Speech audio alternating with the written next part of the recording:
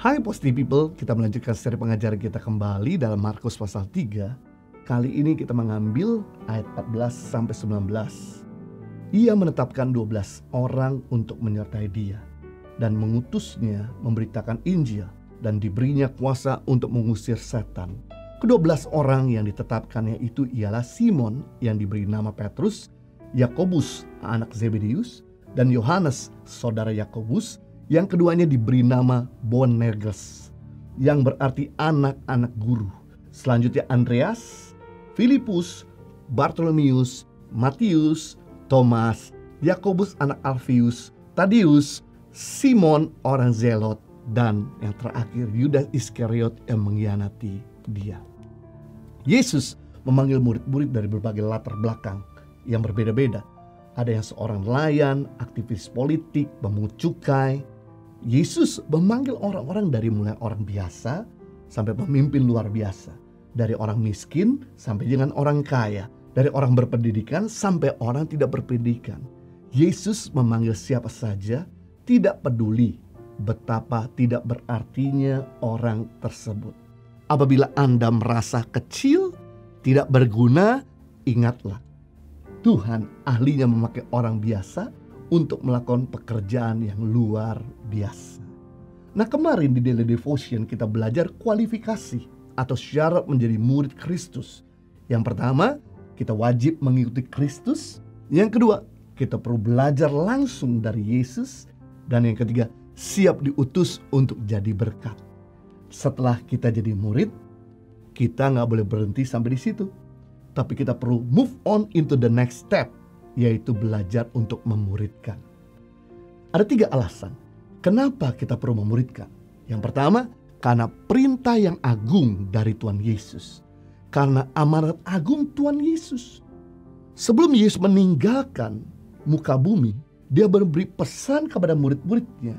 Dalam Matius pasal 28 ayat 19, karena itu pergilah, jadikanlah semua bangsa muridku. Berarti kita bisa melihat bahwa amanat agung itu bukan cuma pergi memberitakan Injil. Amanat agung itu bukan cuma menyelamatkan orang, tapi amanat agung perlu memuridkan. Kenapa? Karena goal kekristenan itu bukan diselamatkan, melainkan menyelamatkan yang lain. Goal kekristenan itu bukan sekedar dimuridkan, melainkan memuridkan yang lain. Goal kekristenan itu bukan sekedar diberkati, tapi menjadi berkat buat orang lain. Dan goal kekristenan itu bukan jadi kekanak-kanakan, tapi menjadi dewasa. Dan semua itu tidak bisa terjadi kalau kita gak belajar untuk memuridkan. Manusia yang sehat, dia punya orang yang ada di atas. Orang tua, dia punya orang yang ada di sebelahnya. Atas satu level, temannya. Dan dia punya orang yang ada di bawah, yaitu orang yang lebih muda atau anaknya. Sama, manusia yang sehat secara spiritual, dia punya bapak rohani atau mentor rohani. Yang kedua, dia punya komunitas yang sehat. Dan yang ketiga, dia bisa memuridkan. Dia mulai belajar untuk kontribusi. Karena dengan kita belajar untuk memuridkan, maka kita punya kehidupan yang jauh lebih bertumbuh daripada sebelum kita memuridkan. Ketika seseorang mulai menikah dan mulai punya anak, maka ada pertumbuhan yang begitu cepat membuat orang itu menjadi lebih dewasa.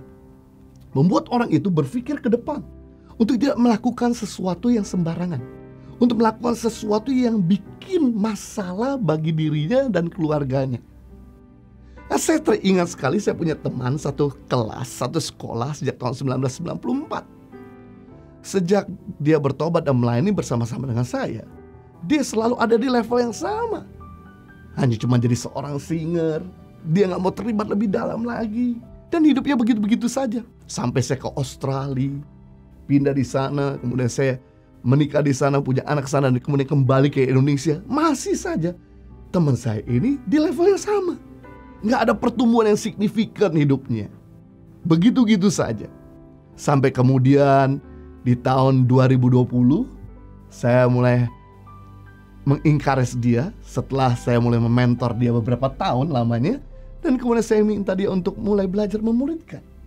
Dan ketika dipercayakan sebuah komsel untuk memuridkan anak-anak yang lebih muda usianya, yang lebih muda rohaninya, dan yang menarik, dia punya pertumbuhan begitu signifikan.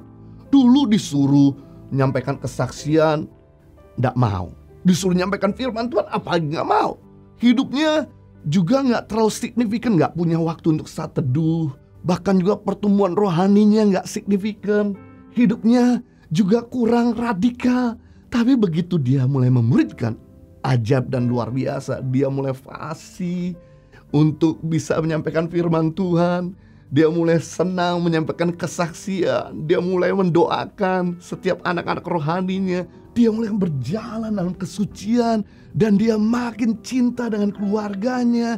Dia makin menyenangkan hati Tuhan dan makin diberkati dalam usahanya. Luar biasa, membuktikan bahwa memuridkan merupakan perintah Tuhan. Dan ketika kita menjalankan perintah Tuhan, maka akan ada faedahnya dan berkatnya buat kita.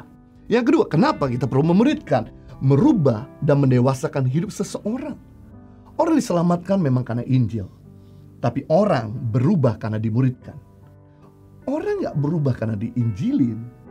Orang diselamatkan karena Injil, tapi orang berubah karena dimentor, karena di coaching, karena diberdayakan, karena dibimbing, karena terus ditolong.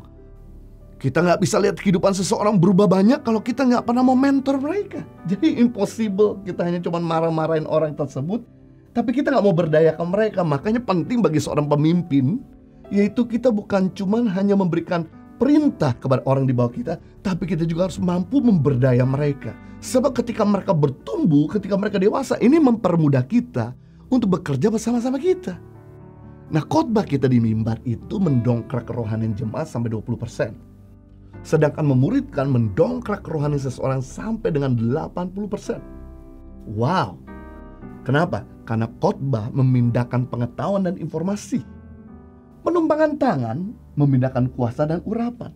Tapi memuridkan itu memindahkan segala-galanya. Apa yang gak dipindahkan oleh pemuridan? Kasih, urapan, pengetahuan, pewahyuan, karisma, iman, semangat, radikalitas, dan sebagainya. Itu sebabnya pada abad pertama, zaman Yesus, seorang murid bukan hanya belajar di ruang kelas, tapi murid harus mengikuti gurunya kemanapun gurunya pergi. Kalau kita nonton film-film Shaolin, wah itu kemanapun gurunya berada, murid-muridnya ngikutin semuanya. Bukan cuma sebatas di kelas. Itu sebabnya Yesus menghabiskan waktunya 90% dengan murid-muridnya. Makan sama murid-muridnya, melayani sama murid-muridnya, rekreasi sama muridnya, tinggal dengan murid-muridnya. Sehingga membuat murid-muridnya berubah radikal. Murid yang sombong seperti Petrus menjadi seorang murid yang rendah hati. Murid yang berangasan seperti Yakobus dan Yohanes menjadi murid yang penuh kasih. Murid yang kikir seperti Filipus jadi murid yang murah hati. Murid yang penuh keraguan-raguan seperti Thomas menjadi murid yang penuh keberanian.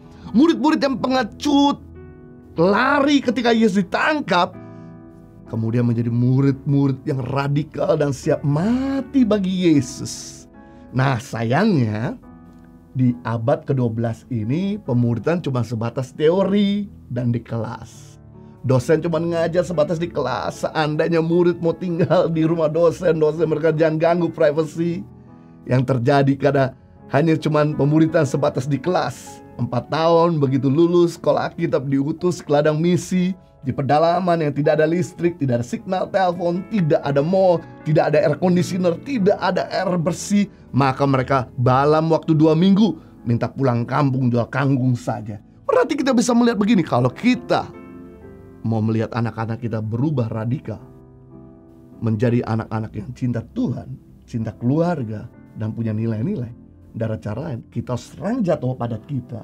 Dan kita perlu investasikan hidup kita sama mereka. Sama kalau kita pengen lihat karyawan kita, orang-orang yang kita bina, jemaat kita, komunitas kita menjadi orang yang berubah, memiliki nilai-nilai yang dihidupi. Gak ada cara lain. Kita sebagai pemimpin, kita harus mau serang jatuh padat kita dan menginvestasikan hidup kita sama mereka. Maka kita akan melihat kehidupan mereka berubah dan menjadi dewasa. Yang ketiga, kenapa kita perlu memuridkan? Karena visi dari Tuhan itu lebih besar dari kemampuan kita dan lebih panjang dari usia kita. Usia kita ini terbatas, kemampuan kita terbatas, tapi visi Tuhan besar dan long term. Kita perlu untuk besar hati memuridkan.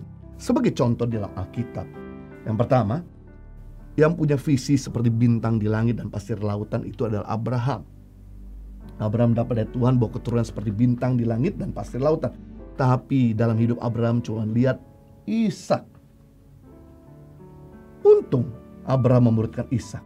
Dari Ishak lahirlah Yakub, dan Yakub melahirkan 12 suku Israel, dan akhirnya sekarang keturunannya seperti bintang di langit dan pasir di lautan.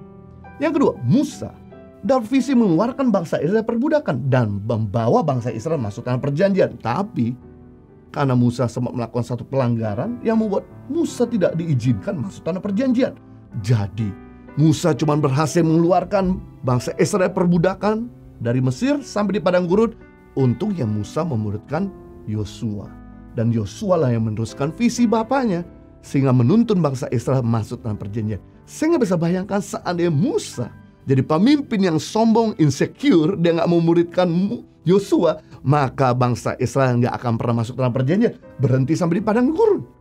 Yang ketiga, kita bisa melihat Elia dapat visi dari Tuhan untuk mengurapi 3 orang dalam 1 Raja-Raja 19 ayat 15-16. Yang pertama, mengurapi Hazael menjadi raja Aram. Yang kedua, mengurapi Yehu cucu Nimsi menjadi raja atas Israel. Yang ketiga, mengurapi Elisa bin Safat. Tapi karena keterbatasan Elia cuma mampu mengurapi Elisa. Thank God, karena dia mementoring Elisa di 4 kota berbeda. Akhirnya Elisa yang meneruskan visi bapak rohaninya. Elia dengan mengurapi Hazael menjadi raja atas Aram, Yehu cucu Nimsi menjadi raja atas Israel. Berikutnya Yesus dapat visi untuk menyelamatkan dunia. Tapi karena Yesus punya waktu yang terbatas tinggal di bumi, thank God, dia memuridkan 12 rasul-rasulnya. Sekelas Yesus saja masih memuridkan. Dan kemudian setelah Yesus terangkat ke surga, murid-muridnya mulai menyebarkan Injil sampai ke seluruh muka bumi dan sampai sekarang ini di Indonesia. Kita perlu besar hati untuk mempersiapkan generasi berikutnya dengan memuridkan mereka. Karena generasi berikutnya butuh pertolongan tangan kita. Dunia ini butuh orang-orang yang kita muridkan. Dengan kita memuridkan, maka orang-orang tersebut akan menerima urapan 2 kali lipat, yang dimana mereka dipakai Tuhan lebih luar biasa, lebih cepat, dan bahkan lebih luas. Saya teringat dengan Elia buat mujizat 7 kali.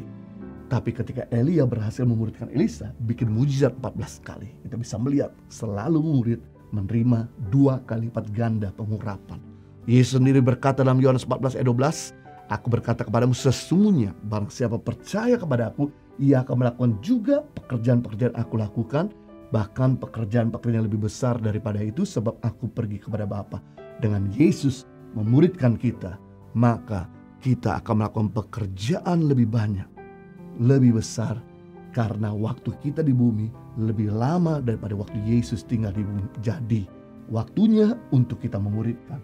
Yang pertama, alasan kenapa kita perlu memuridkan, karena perintah amanat agung Tuhan Yesus. Yang kedua, merubah dan mendewasakan hidup seseorang. Dan yang ketiga, visi dari Tuhan itu lebih besar dari kemampuan kita, lebih panjang dari usia kita. Kenapa? Karena kerajaan Allah perlu untuk terus dilanjutkan. Itu sebabnya kita perlu memuridkan mereka sehingga meneruskan visi Tuhan yang besar dan indah. Live a better life. God bless you.